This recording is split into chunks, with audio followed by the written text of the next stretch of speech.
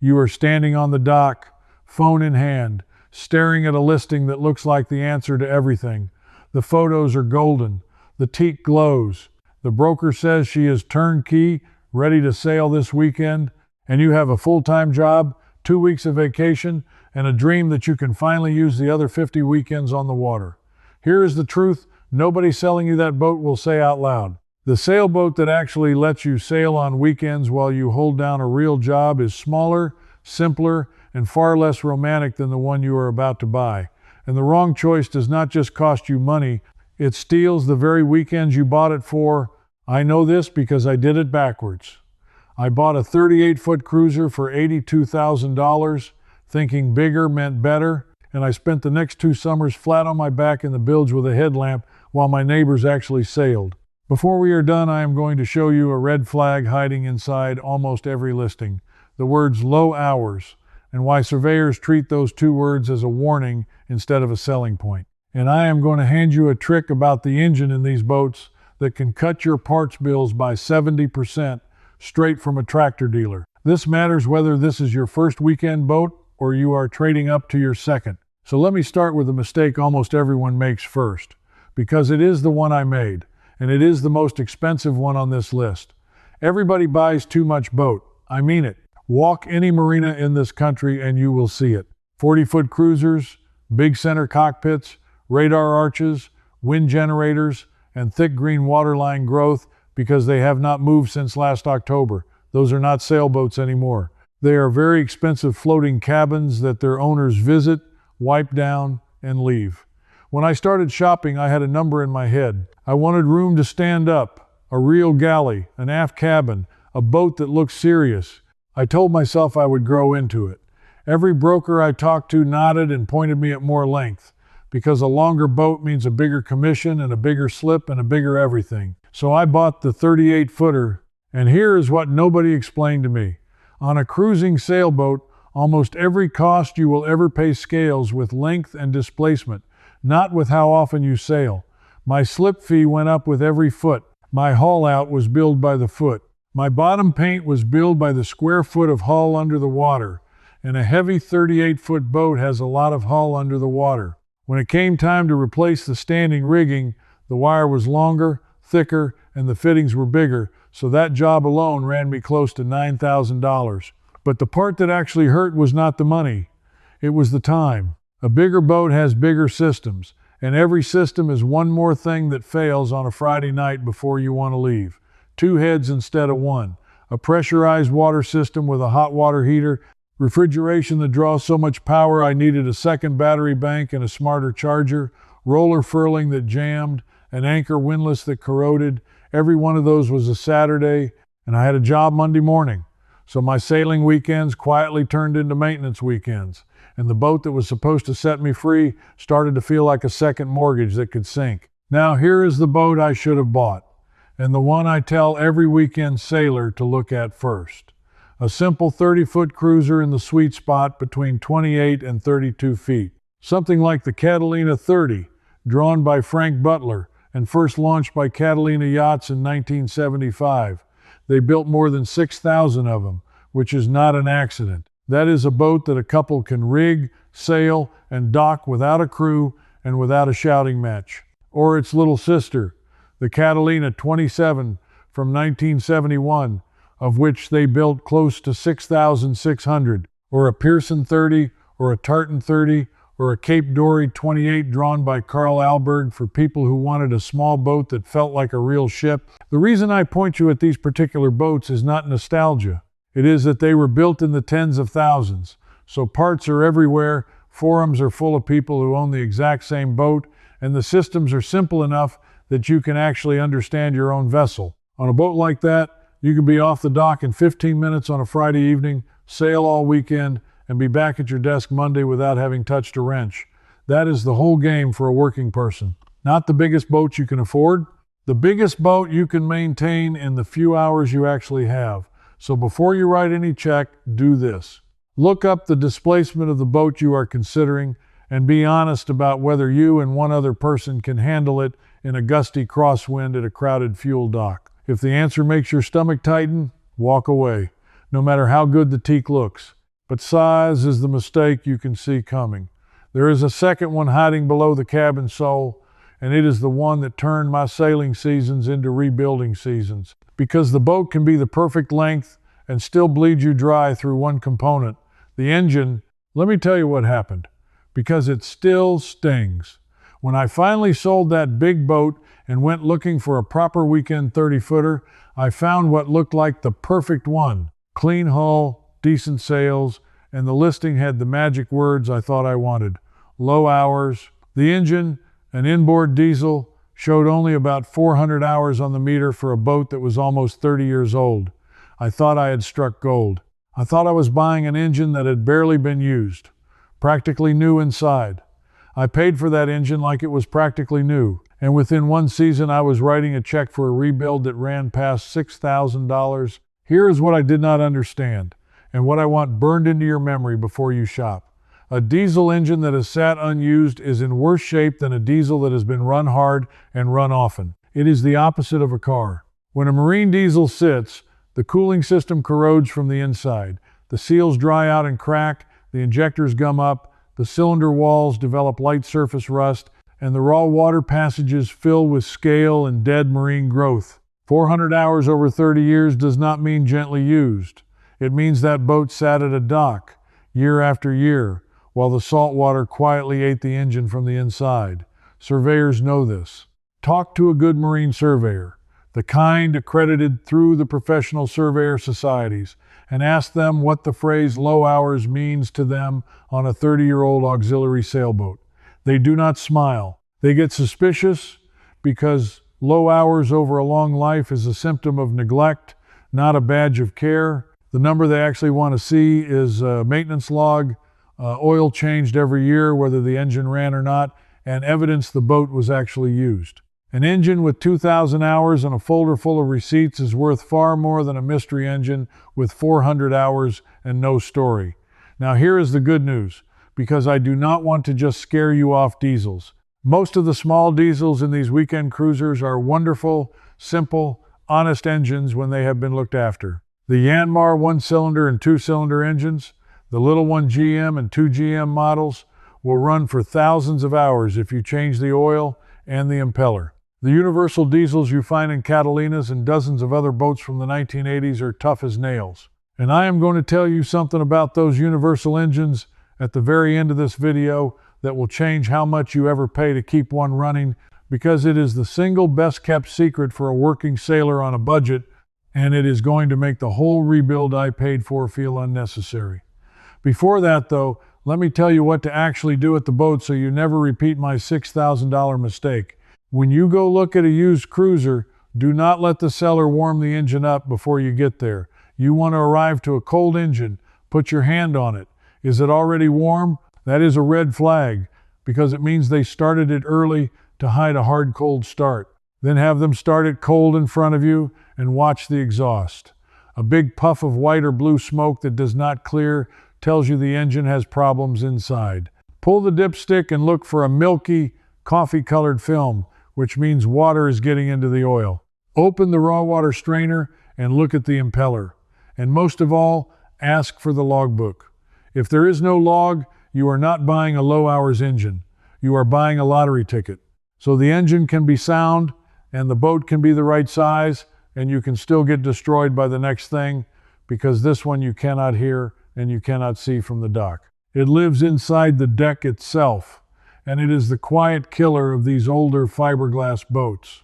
Let me ask you something. Have you ever stepped onto the deck of an older sailboat and felt it give, just slightly, like a floorboard with a soft spot underneath? That soft feeling is money. A lot of money.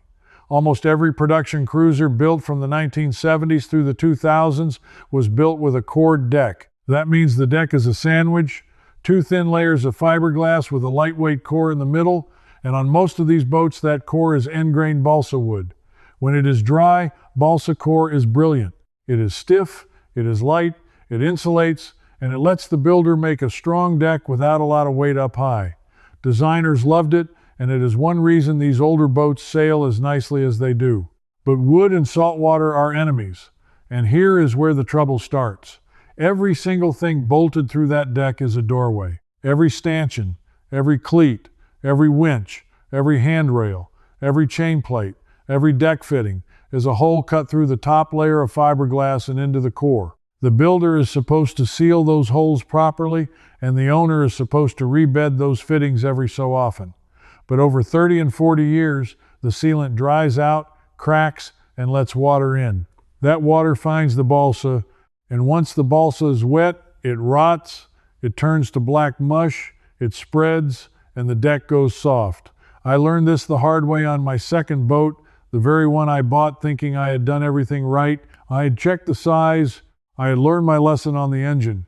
But I did not know how to check the deck, so I trusted the survey, and the survey was a quick one. 2 seasons later, I had a soft spot around the mast step and around 2 of the stanchions, and when I finally opened it up, the repair, cutting out the wet core, drying it, and laying in new material and glass cost me a little over $11,000 and took a chunk of a summer I never got back on the water, so let me save you that summer. Here is how you check a deck yourself before you ever pay for a survey, using nothing but your own hands and a plastic tool. Walk the entire deck slowly in your bare feet or soft shoes and feel for any spot that flexes or feels spongy compared to the areas right beside it. Pay special attention around the mast, around every stanchion base, around the cockpit, and near the bow where the anchor gear lives. Then take a small plastic mallet or even the plastic handle of a screwdriver and tap gently across the deck, listening to the sound. A dry, solid deck rings back with a sharp, hard tap, tap, tap. A wet, rotten core answers with a dull, flat thud like knocking on a wet cardboard box. Once you have heard the difference, you will never unhear it. That tapping trick I just handed you is one test. There are about a dozen more like it, and I wrote them all down after I paid for each one the hard way, because a video only holds so much before it turns into a lecture. I put the whole dockside walkthrough into a set of books. The same confessions I am giving you here, but with the numbers filled in, the hull number traps, the yard bills nobody quotes you, and the design ratios that tell you in 10 minutes whether a boat is coastal, wearing offshore clothing. It is the version with the research behind it, the part I could not fit between 2 commercial breaks. If you want it before you sign, scan the QR code right there on your screen, link in the description, pinned comment for the books, then come back here because we are not finished with that deck yet. Tap around every fitting because that is where the water gets in.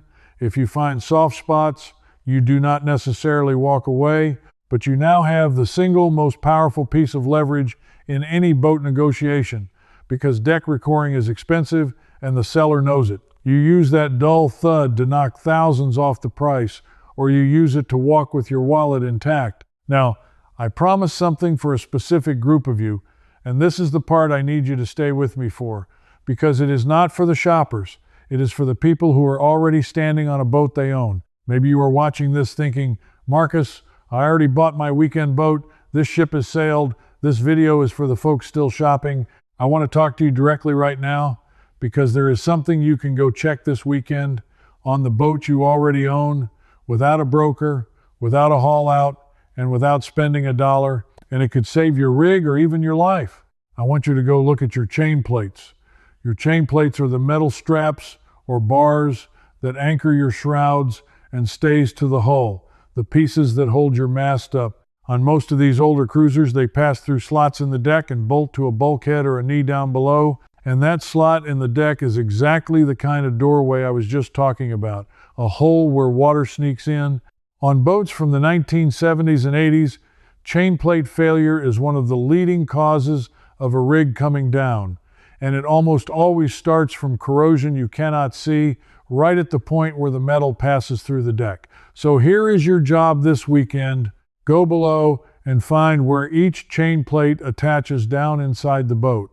Look for rust streaks, for staining on the bulkhead, for any sign of water tracking down. Then go up on deck and look at the sealant around each chain plate slot. If it is cracked, dried, or missing, water is getting in and it is working on your metal in the dark. If you can, get a flashlight right on the metal and look for pitting, cracks, or a rust-colored weep. A crack at the top bolt hole is the classic failure point, and it is invisible until the day the rig comes down. You do not need a yard for this. You need an hour and a flashlight.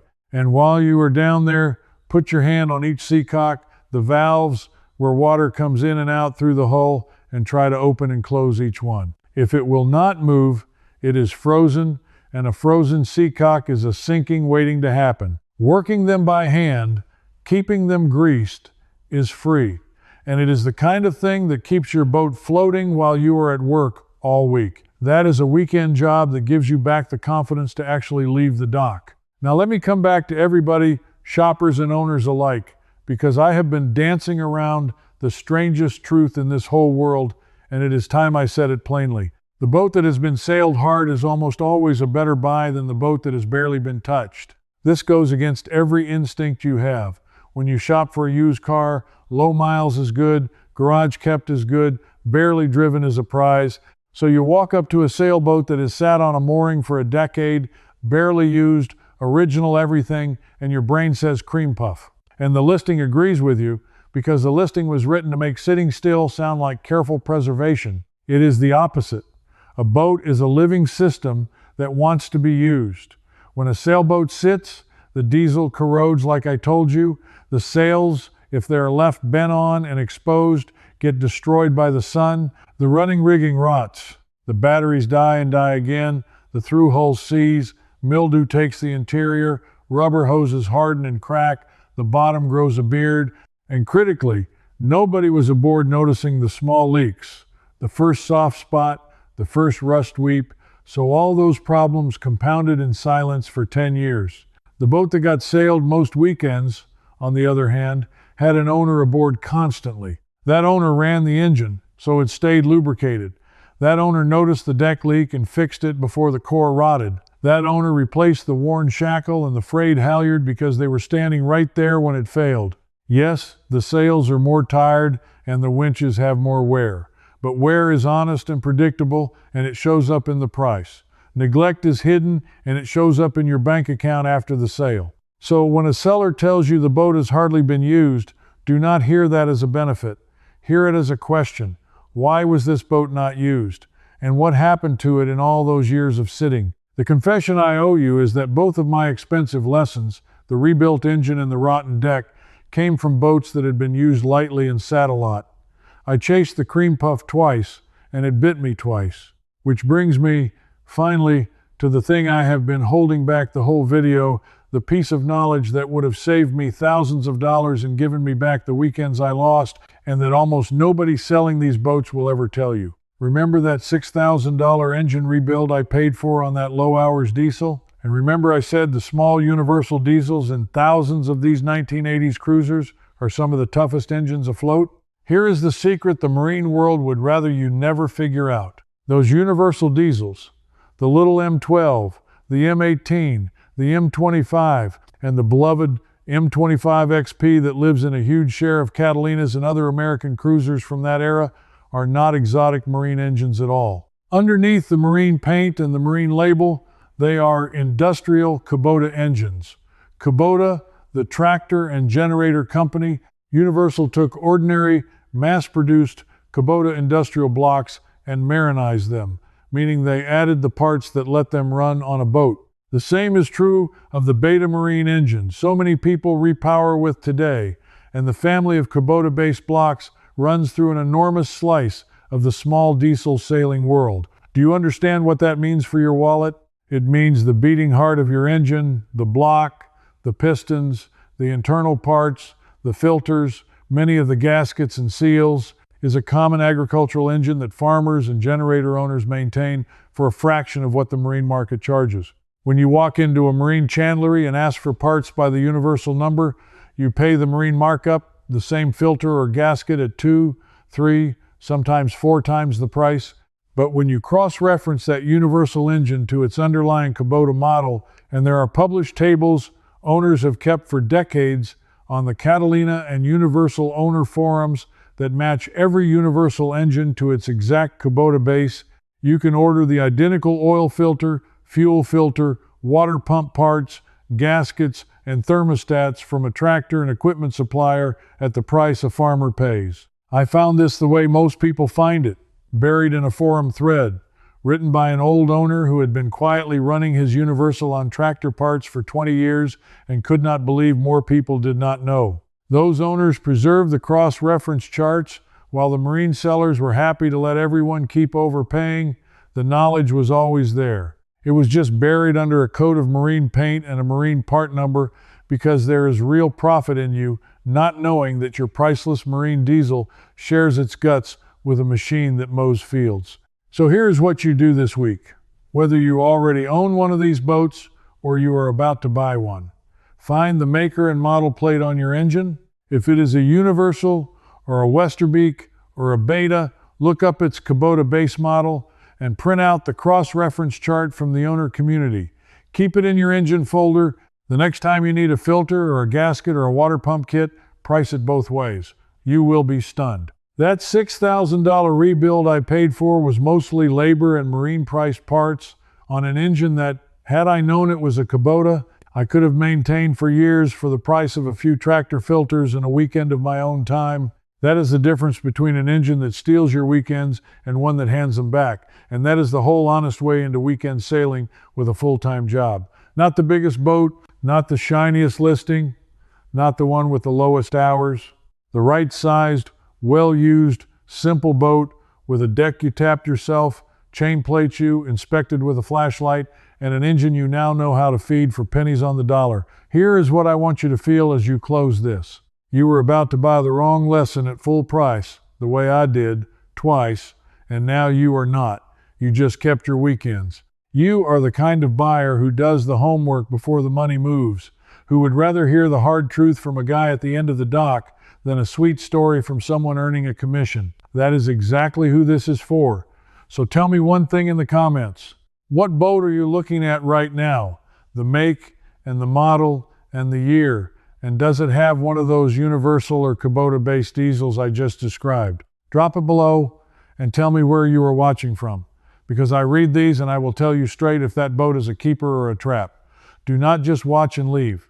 Name your boat. And if you refuse to be the person who learns this the expensive way, stay with me. Subscribe and join the buyers who walk the docks with clear eyes instead of open wallets. Next time, I am going to show you the one hull-to-deck joint detail that separates the cruisers that last 40 years from the ones that leak from the day they splash. And it is hiding in plain sight on the boat you are about to see this weekend. Before you go, one last thing. Inside my membership, the Cruising Compass, I pick up right where this video stopped, walking you through the full weekend boat shortlist, hull by hull. And if you're unsure, you can ask me directly, and I answer you myself, a real person. You won't be doing this alone. Just point your phone's camera at the code on the screen, and you can cancel anytime. I'd love to see you in there.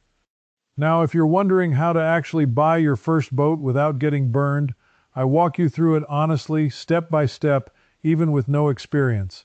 That video is right here, starting now. Come along.